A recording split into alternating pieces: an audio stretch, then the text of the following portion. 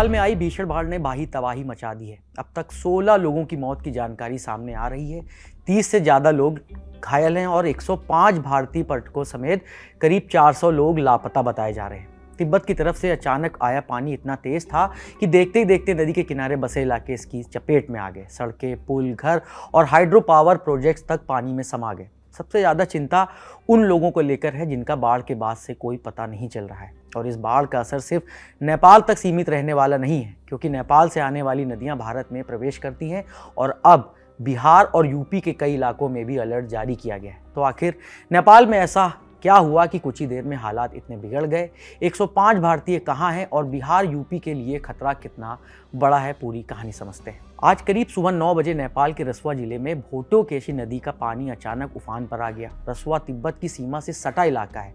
Reports के मुताबिक पानी तिब्बत की तरफ से आया और देखते ही देखते रसुआ के साथ साथ धादिंग और नुवाकोट के इलाकों को भी प्रभावित करने लगा। ये कोई सामान्य बाढ़ नहीं थी। पानी इतनी तेजी से बढ़ा कि लोगों को संभलने और सुरक्षित जगह पहुंचने का मौका ही नहीं मिला। नदी के आसपास बसे इलाके, बाजार और दूसरी संरचनाएं इसकी चपेट में आ गईं। कई हाइड्रो पावर प्रोजेक्ट्स को भी नुकसान पहुंचने की जानकारी सामने आई है। लेकिन इस पूरी तबाही में सबसे बड़ा सवाल उन लोगों को लेकर है जो अब तक मिले नहीं हैं। नेपाल पर्यटन बोर्ड के मुताबिक 400 यात्री लापता हैं। इनमें 290 से ज़्यादा विदेशी नागरिक शामिल हैं।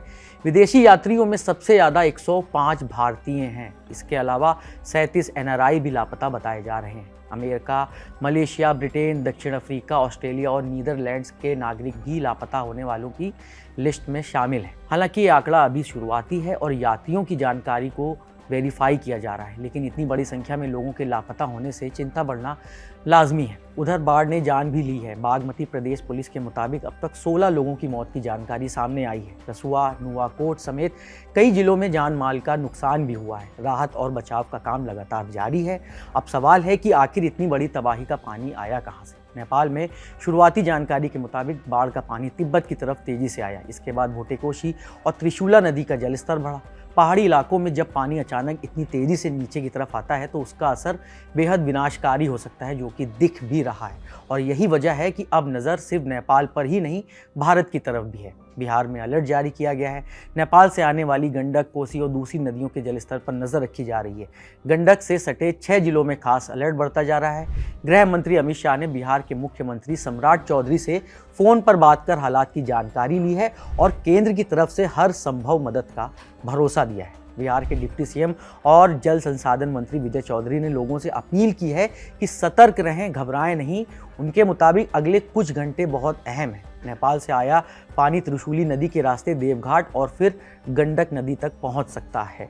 यूपी में भी प्रशासन अलर्ट पर है। मुख्यमंत्री योगी आदित्यनाथ ने नेपाल की स्थिति पर चिंता जताई है। आशंका है कि इसका असर महाराजगंज और कुशीनगर में गंडक नारायणी नदी के जलस्तर पर भी पड़ सकता है। दोनों जिलों में प्रशासन को जरूरी तैयारी करने और लगातार निगरानी रखने के निर्देश दिए गए हैं। नेपाल में इस वक्त सबसे बड़ी चुनौती उन लोगों को ढूंढना है जो बाढ़ के बाद से लापता है। इनमें 105 भारतीय पर्यटक भी शामिल हैं।